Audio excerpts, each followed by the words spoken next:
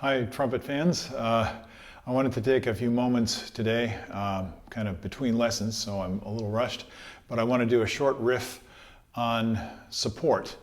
I'm going to do probably several videos on this because it's a difficult topic, it's a complicated topic, and strangely, it's one, if you overthink it, you can't really do it. So it's very challenging, but support is one of the key aspects of how we produce tone successfully and allow all the other parts of the machine to work. So when people are practicing breathing, a lot of the practice is concentrated on inhaling. And of course, that's half of what's going on. But when we're playing the trumpet, most of the time is spent exhaling, not inhaling. So we need to work on coordinating our bodies to work as efficiently as possible. We need to cooperate with what our body naturally does in order to function gracefully and successfully as we play the trumpet. And when you watch great players play, they're doing this in various ways. So this is a little bit of a controversial subject, and I'm going to try and get into some of that controversy today and hopefully not add to it. I'll do what I can in the time that I've got. So what I first want to start out with is we have to let our body operate the way it was designed to operate. And when we start to think about how to support, usually we end up kind of short-circuiting our body's natural ability and intelligence. So I'm going to show you a few things today that have to do with anatomy, and then I want you to try these things and see if you can feel what your body is doing. That's really how we learn how to play the instrument. So one of the controversies is we need to raise the rib cage, as Herbert Clark said. And so that gives a certain impression. What does that mean? It's very easy to misinterpret that. So let's work through it. I'm going to take a breath, and I'm going to do a little experiment. And I set up vertically today so you could have a better chance of seeing what's going on. So I'm going to start with just the rib cage. Claude Gordon referred to the rib cage as the bellows. I like that. It's like the nozzles up here, and the paddles of the bellows are here. You can think of it as an accordion. So these are just visualizations, things that you can try to feel in your body. Now here's something you can do. I do this with students when I can see that they're not releasing their ribs. They're not allowing the ribs to be flexible and to kind of fly easily as they breathe in and out. So I'll take the flat of my fist and put it on the side of the rib cage, usually down close to the edge of the ribs, maybe a few inches up. And then I'll ask them to breathe. And when they do, I can tell. I think you might be able to see I'm belly breathing. Hope you can see that, except my belly's a little too big right now. And I'm not letting the ribs go.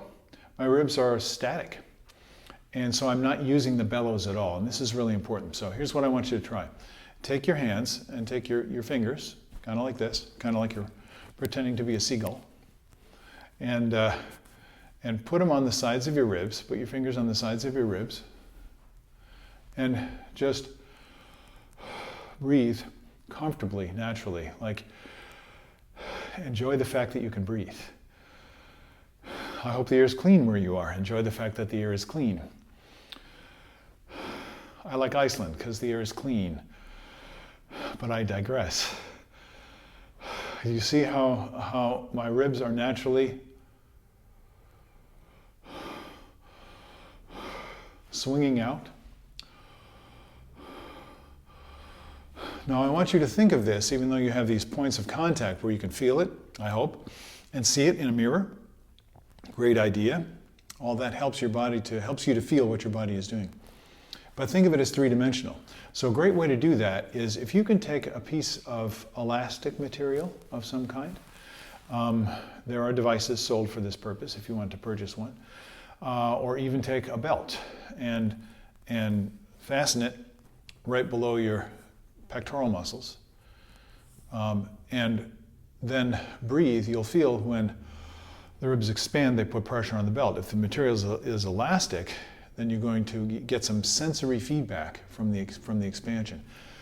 And this really helps you to benefit from doing exercises such as with a breathing bag or a spirometer or a breathing tube, because when you're not aware of the body, doing the exercise doesn't necessarily do much good. It's this connection that you want to have. Now, if you were paying careful attention, you might have noticed another area of possible controversy. So when I was breathing, you notice that my shoulders are rising. Now, a lot of you may have been told by your teachers, and you may be teaching this yourself if you're a teacher, that you're not to raise your shoulders. And what that means is don't use skeletal muscle, your trapezius, to raise your shoulders. There's a reason for that. But actually, when you breathe, you see the shoulders rise automatically. And you can get lots of pictures from this. If you just think of inflating a ball, which is what you're doing, your breathing system, as you inhale, the muscles that are involved in your rib cage, which are the internal and external obliques, are the ones that raise and lower your rib cage. I'm not sure which ones are which, but you can look it up and it's very easy to remember, except I'm not remembering it today. One set in between your ribs does this action, and the other set does the other action. That's where a lot of our control comes from for breath control. So you want to be aware of this action. So when you practice deep breathing, you want to free your rib cage to fly. Now, you also want to free your shoulders to rise. I'm not picking them up. So the controversy is, and I used to do this, I did some very challenging exercises when I was a younger man. One was called breathing squats. So you do heavy squats, so you have whatever, I used to do it with 500 pounds, which is crazy now that I think of it. It feels like that would break my body at this point. But you do this kind of breathing with 500 pounds sitting on your shoulders, or whatever. Just try it. Try it with a backpack on your shoulders that's loaded. And you feel that those muscles have to work harder in order to get a full breath, because anatomy, your lungs actually extend up beyond your collarbone. And we don't think of that. But when the upper lobes of the lungs are allowed to expand, in other words, the shoulders actually lift off the lungs, the weight of the shoulders and the chest muscles, the weight of your upper body, just like the weight of that bar that I was squatting with, is being held down. And that's a sensation that's, boy, those breathing muscles, the inhaling muscles, really, really have to work. So that helps you to feel this. But in order to make it easier, you'll see a lot of commercial players, lead players, who are very sensitive to the way their body works. Somebody like, Doc Severinsen. Hi, Doc. Hope you're doing well. Who's in his mid-90s now and still on the road playing. He knows how to use his body. He knows how to listen to the body. So when you see him take a breath, he'll go. You see, that's the critical part. So I'm letting my shoulders rise. And you can assist that just by going with it. Don't try and pick your shoulders up. Now, there's a reason for this. Some players, instead of, will say, hold the shoulders down. Okay, so now you're trying to impose something on your body. But the weight of your shoulders and your chest muscles, the muscles of your back, are all involved in powering the air as it moves out through your body. So if you go and you lift everything off, you can feel there's no floor, there's no support. It's really, really difficult. Whereas when you sit down, you get that sense of connection to empower the air.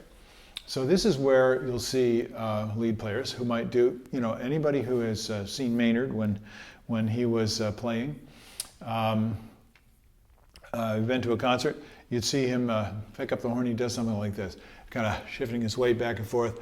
Horn goes up in the air. And it's like he's just drinking a 55-gallon drum of air.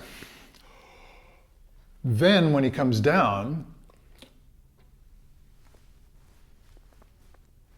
he comes into the position where he's producing tremendous air compression. But he's doing that, he's lifted the weight of his body off the lungs so it's easy to get more air in. Then, gracefully, lets the weight back down onto the lungs until they're exactly the right pressure for whatever note he is trying to play. So usually it's a high note. So you need a lot of compression in order to play those notes. So here's where we get into another little controversy. And these are, don't get me wrong, all of us who are teachers are doing our best to try and explain to other people how these things work. And we explain them in the way that we perceive them and the way we explain them to ourselves. So what I'm doing now is I'm kind of running through as quickly as I can to help you get an idea of what the anatomy is so you can start to feel it. So when we pick up our shoulders, we've lifted that weight off the lungs, so to speak, and so now we may have trouble supporting. That's why your teacher tells you don't lift your shoulders. But let them rise when you breathe, and you can even assist a little bit in that happening as long as you sit back down again. So here's the other thing: the chest should be raised and extended, as Herbert Clark said. Raised and extended. So now I'm kind of lifted my chest up, kind of like I'm standing at attention, right? Okay. But now it's going to be really difficult to support unless, you see what I did? Unless I sit back down on the air. This is how you start to develop these sensations. Now another player, world-class, extremely experienced, successful player might say, "Oh no, don't lift the chest. Slump when you play. You take your breath. You just kind of slump." What that means is you're allowing your weight, you're releasing your weight to go back down onto the lungs, supported from underneath. We'll talk about that in a second. And you feel the pressure start to rise in your body. It's that pressure differential between the inside and the outside ear that's allowing you to produce the sound. So you have to have good control over this. So the raised chest is a nice idea because it keeps your rib cage open. So when I'm pumping air in and out, it's like I don't have to do a lot of work. I don't have to go, I don't have to pick everything up. And this is really important for the dance between inhaling and exhaling, between taking in the air and then flowing a supported stream of air in order to play the trumpet. It's a constant exchange back and forth between these two groups of muscles. So you need to explore what they do and feel how they relate to one another. That's where people get goofed up, is they try and do this or that or the other thing, and it's only one part of the whole puzzle. So what's the slump about? If you were exhausted at the end of a day, you take a big breath and go,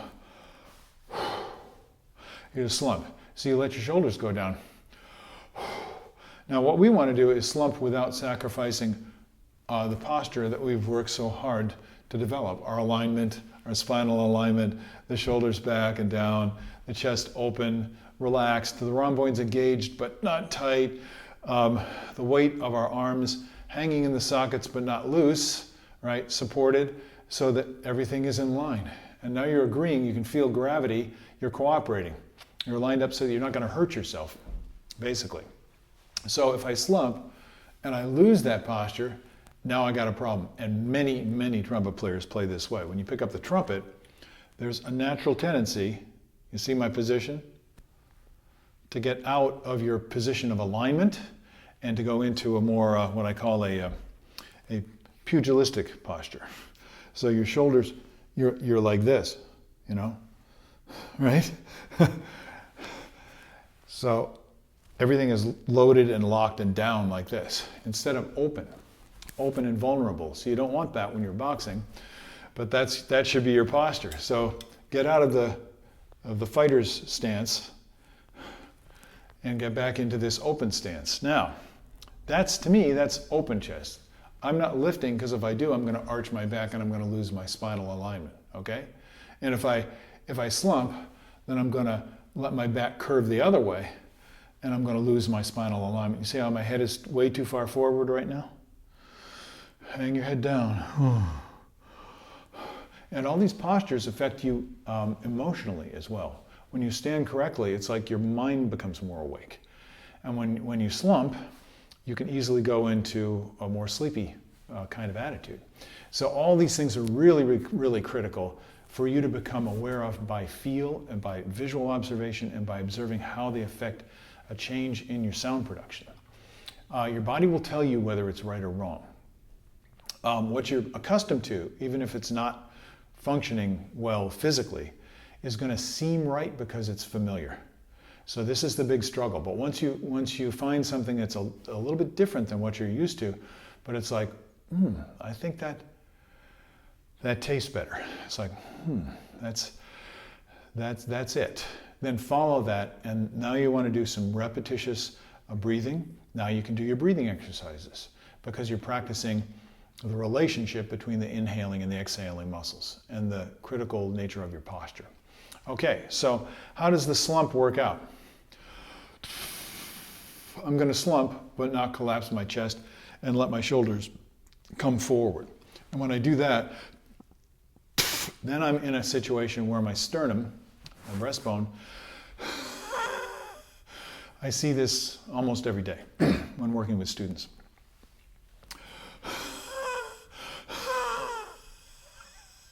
See, I'm really pushing, and it feels like I'm supporting, but actually the air is being squeezed in my chest. It's like I'm compressing like this. And so what Clark said was right. Extend the chest. In other words, let the edge of your rib cage stay open. Don't let your sternum compress toward your spine. Now, naturally, when you deflate,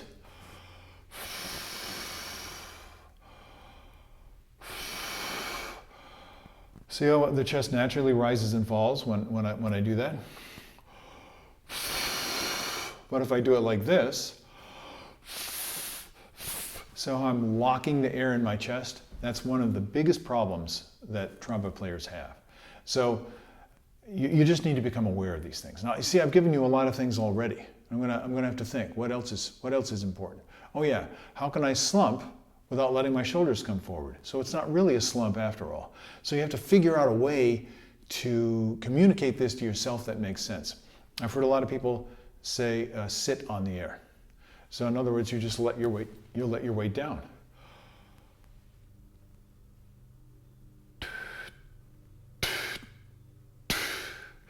And the more you let your weight down, the more pressure is generated, and you can feel that. You can feel that. Okay, I think that gives you a pretty good taste of the basic things that are going on that people have trouble with.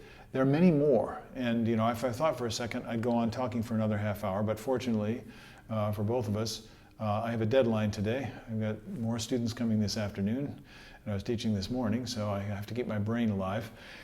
So I will see you later on, and I hope that you enjoy becoming acquainted with your physical self. This can really, really help your playing tremendously. Have a great day. I'll see you later on. Bye-bye.